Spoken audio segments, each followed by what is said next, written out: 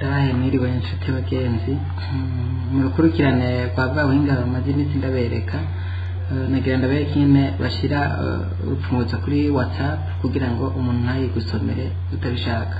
Genda ubanze urabe yuko iri ajour, iri ku gihe WhatsApp yawe. Gende muri Play Store turaba yuko WhatsApp yawe cyangwa WhatsApp business iri ku gihe.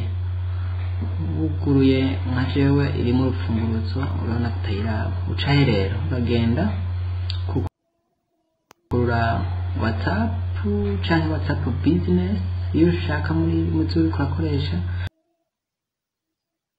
Ugenda mu kukurungu butatu ya hejuru hama kuri parametre cha settings hama ugacuza muri mo compte cyangwa my account hama confidentiality